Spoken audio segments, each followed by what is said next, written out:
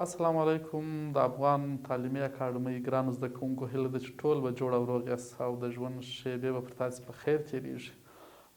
یخ موسم هم کله کله جالبه وي. دغه اوس یخ موسم دی، نه پوهېږم چې ستاسو خواته به کم یخ وي او که ګرمي به وي او که داسې ښه ښایسته موسم به وي. خو کوښښ وکړئ چې په یخ کې یا په ژمي او په اوږدو شپو کې کتابونه واخلئ، مطالعه یې کوئ، بالخصوص د پښتو او د تاریخ خورا جالب څه پکښې کې دي. ګرانو زده کوونکو، نن د دغسې بحث سره تاسې مخ کوم. د لسم ټولګی ده او مضمون پښتو دی او موضوع چې ده هغه د پښتو سفرنامې دي. نو دا خورا خوند کوي په دغسې اوږدو شپو کې او دغسې مطالعه. راځئ ګرانو زده کوونکو، پښتو سفرنامې دا په عامه اصطلاح سفرنامې په ټوله نړۍ کې یو ډېر جالب ژانر دی. یعنې اکثریتو هغه خلکو چې کوم ځایو ته سفر کړی دی، موږ تاسې په پښتو کې وایو یونلیک. یون یعنې سفر کول. نو یونلیک چې دی کله چې مو پر کتابو ولیدئ بس په دې پوه سئ چې سفرنامې ته وایي. خپله دا سفرنامه څه شي ده، اول به دا وپېژنو. ګرانو زده کوونکو، سفرنامه یو ډول د ادبیاتو یعنې داستاني ډوله ژانر دی. داستان دی خو داستان ته ورته دی، اما د داستان ډېرې ځانګړتیاوې نه لري، ځکه چې دا به د ژوند د هغه پیښو سره چې ته کوم ځای ته تللی یې، په کوم ځای کې اوسېږې او د چا سره وینې، دا ټول سره اخلي. ډېر جالب تصادفات پکښې پېښېږي او ډېر جالب څه یې. نو دا سفرنامه یعنې هغه اصلي فلسفه یې دا ده، تعریف یې دا دی چې ادبي داستان ډوله ژانر دی چې په ژبه کې هر هغه لیکوال کولی سي هم په منظومه شکل او هم په نثري شکل، یعنې هم یې په شعر کولی سي، ځکه اکثریت سفرنامې چې لرو هغه منظوم شکل لري، یعنې په شعر باندې لیکل سوي دي او ځینې بیا په نثر باندې. راځو دې ته چې د پښتو سفرنامې د عنوان یې نو موږ تاسې به هم وایو د نړۍ د پرېږدو. زه یوازې به دومره درته وایم چې خورا لرغونی تاریخ لري په نوره نړۍ کې، اروپا او په دې برخو کې یا تر میلاد مخکې لیکل سوي، خو خپله په دغه اسلامي ټولنه کې او بالخصوص دلته ابن بطوطه په نوم باندې هغه دغه سفرنامه ډېره مشهوره ده چې په څومره هجري پیړۍ کې دې شاوخوا ته راغلی او بالاخره سفر یې کړی او هغه ټول یادښتونه یې اخیستي دي. راځو پښتو ته. سفرنامه پښتو کې کله او چا پیل کړله، دا ډېره مهمه پوښتنه ده. دا په ذهن کې ولرئ ګرانو زده کوونکو. میا اکبر شاه په 1920 کې، یعنې دغه اوس شاوخوا هغه دی تر 100 کالو پورې څو کاله یعنې اضافه تېر شول، اوس 2025 دی، یعنې 105 کاله کېږي چې د سفرنامې چې پښتو ته راغلې ده. نو دا دوی ښه تاریخ لري. د سفرنامې ځانګړتیاوې چې دي، ما خو تاسو ته یو وخت د لنډې کیسې ځانګړتیاوې ویلې وې. ګرانو زده کوونکو، د سفرنامې ځانګړتیاوې مهمې دي چې موږ تاسې ورباندې پوه سو. د داستان غوندې تلوسه لري، یعنې داسې تلوسه چې تاسې څنګه سفر وکړئ، د چا سره پر کومه خوا ولاړاست، دغه تلوسه پکښې کوي چې تاسې یو څوک د ستاسې سفرنامه مطالعه کوي، څوک یې پرې نه ږدي، تر پایه پورې ووایي او روانه او ساده ژبه ولري. ډېر پیچلي لغاتونه او دغسې جملې پیچلي اوږدې نه وي پکښې کې، ډېر ساده لغاتونه، ساده څنګه چې څوک درته غږېږي لکه تاسې د ملګرو سره سفر کوئ هغسې. نو دغه انځورونه را اخلي، د خلکو حالات بیانوي چې خلک په کوم حالات کې دي، اقتصادي حالت یې څنګه دی، سیاسي حالت یې څنګه دی. دا د ټولنپوهنې له نظره به دا څه بیانوي په دا سفرنامه کې.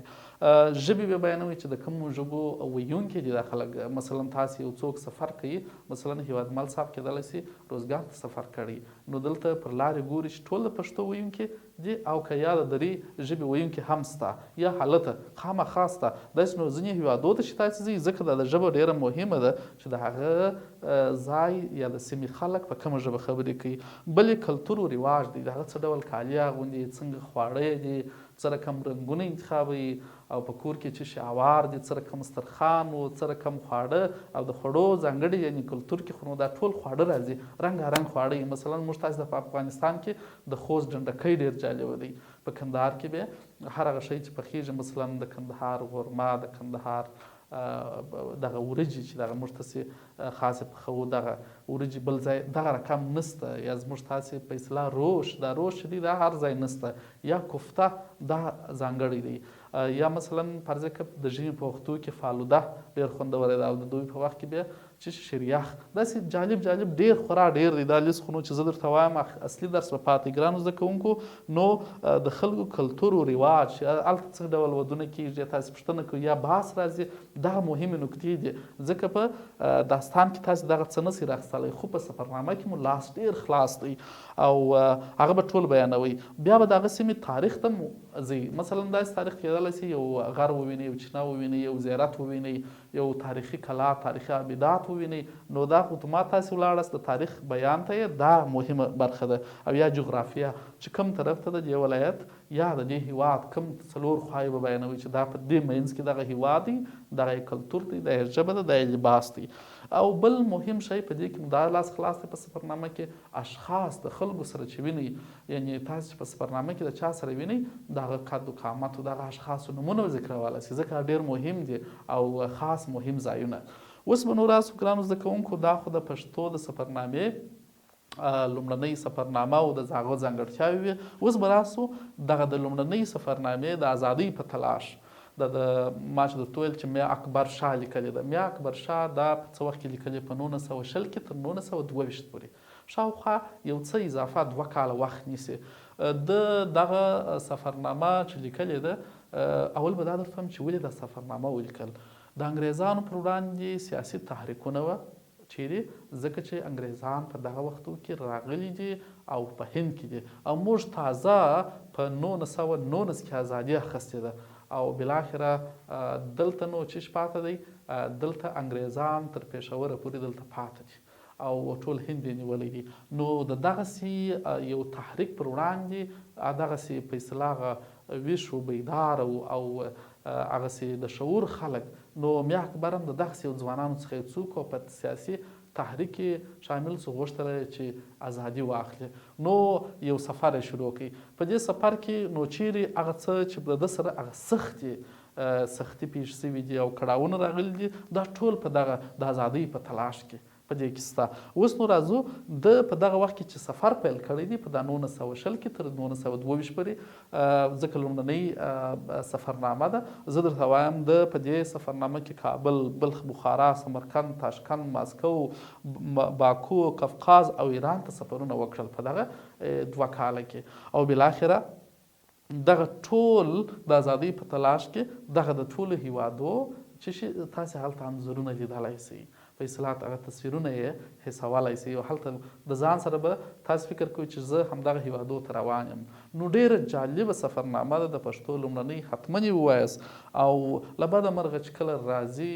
او دی چیش کېږي انګریزان یې نیسي تر سفر وروسته بیا زنداني کېږي داسې یو ډېر جالب حالت دی په دغسې یو ټولنه کې نو چیش کېږي دغه سفرنامه به کله او چیرې او چاپ کړله دا نو ډېره مهمه پوښتنه ده 40 کاله در دغه حالت وروسته یعنې تر د 1922 دا نو 40 کاله وروسته یعنې په 1964 کې دا چاپ سوله ځکه هغه وخت کې نه سوه چاپېدلی او هلته پښتنو یا افغانانو هغسې ازادي نه درلودل نو بالاخره دا یو ډېر ښه کار وسو چې پښتو ته دغه خدمت وسو 40 کاله وروسته دا چاپېږي او خلک دا معلوموي چې په کوم وخت کې تللی دی دا تاریخ خپله پیدا کړي او بالاخره لومړنۍ سفرنامه سوله د ده د ژبې یو نمونه تاسې وګورئ ژبه یې ډېره ساده او ډېره عام فهمه ده تاسې وګورئ 140 صفحه کې داسې یو لنډه ټوټه یې زه راخلم تاسو ته وایم په دغو ورځو کې افغانستان د خپل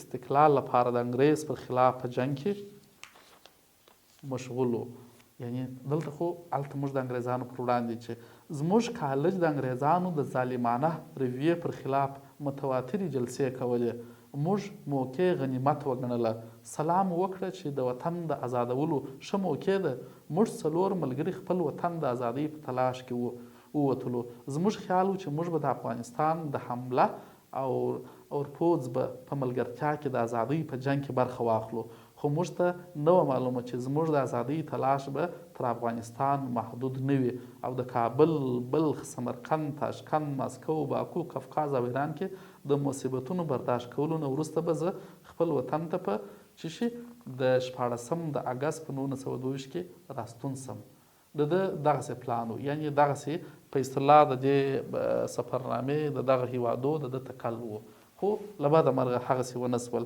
دا د ده د سفرنامې یوه لنډه هغه ژبه مې تاسو ته وویله چې د میا اکبر شاه لومړنۍ د ازادۍ په تلاش سفرنامه. تاسې حتما وګورئ، ډېره جالبه ده. دوهمه سفرنامه د روسي ترکستان او افغانستان سفر دی. دا نو بیا عبدالاکبر خان لیکلی دی په 1921 کې شاوخوا، تر هغه لږ وروسته عین موده ده د 1923 کې. یعنې دا عین وخت دی، په عین حالاتو کې دی هم د دې سفرنامې فلسفه چې د ګرانو زده کوونکو د ازادۍ د تحریک څپه راغلې وه. یو ډول غازي امان الله خان چې په افغانستان کې انګریزانو ته ماته ورکړله او دا یې وویله چې افغانستان یو خپلواک هیواد دی، نو دغسې یو انګیزه، یعنې دغسې روحیه یې ټولو هغه خلکو ته ورکړله چې د دوی پر وړاندې ودرېږي. نو دغسې یو څپه راغلې وه او ټول خلک دې ته وهڅېدل. نو په دې سفرنامه کې هم عبدالاکبر خان افغانستان او تاشکند ته ځي، دغه دوه هیوادو ته. سفر یې لنډ دی نسبتا هغه ته چې لکه د ازادۍ په تلاش کې هغه اوږد، دا لنډ دی. او د ده ژبه چې د سفرنامې یو څه سفرنامې ژبه نسبتا یو څه سخته غوندې ده، یعنې هغه د ازادۍ په تلاش کې د میا اکبر شاه د سفرنامې ژبه چې ده هغه خورا خوږه ده او روانه ده. دا هم یعنې په لوستلو حتمي ارزي، ځکه چې دوهمه سفرنامه ده په پښتو کې. او په دې برخه کې تاسې وګورئ، زه د ده یو لنډه ټوټه درته وایم. اکبر صاحب په کالج کې سبق ویلو چې په ملک کې سیاسي بیداري پیدا شوه. د انګریزي حکومت خلاف ظلمي د عمل میدان ته راووتل او چا فیصله وکړه چې د ملک نه هجرت وکړي او له بهر نه په یو منظم طاقت سره د غاصب حکومت نه ملک آزاد کړي.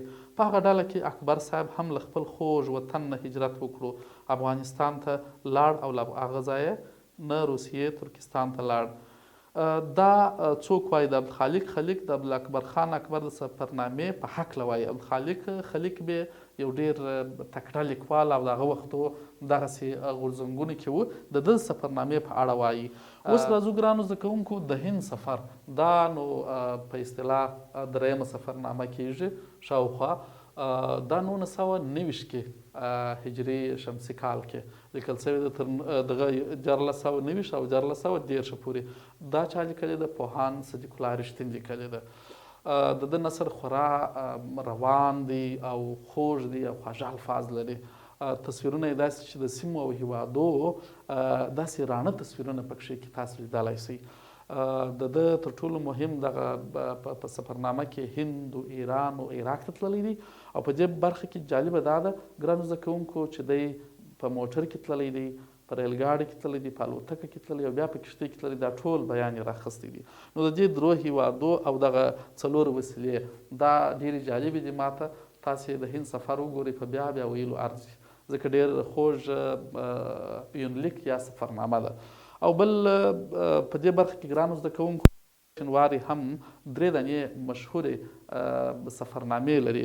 یو د کابل منظومه ده، بل د نوي پښتون په نوم باندې دوم سفرنامه ده، درېیمې د حجاز په لور باندې سفر دی چې خپل هغه دی سعودي ته ځي، یعنې حج په اړوند باندې یو څه بحث هم شته پکښې کې. نو خورا جالبې دي. تر دې وروسته نو بیا سفرنامې خورا اوږدې سولې، ډېرې چاپ سولې، البته ډېرو لیکوالانو ورته پام وکړي. نو تاسې د نن د درس خلاصه دا ده چې په پښتو کې سفرنامه چې شروع شوې ده هغه میا اکبر شاه شروع کړې ده په 1920 کې، او دوهم عبدالاکبر خان لیکلې، درېیمه صدیق الله رښتین لیکلې ده، بیا حمزه شینواري، همداسې پسې راځه نورو لیکوالانو. او په سفرنامه کې یعنې کوم ژانر دی؟ داستان ډوله ژانر دی، خو داستان نه دی بلکې حالات بیان دی، تګ د سفر، ټول هغه څه چې ما یې ځانګړتیاوې درته ویلې. تر بل درسه چې زه حاضرېږم، د خدای په امان، او یوټیوب چینل در سره سبسکرایب کړئ، د ټولو ملګرو دوستانو سره یې شیر کړئ، او بله خبره دا چې سفرنامې مطالعه کړئ، خورا خوند به ځینې واخلئ.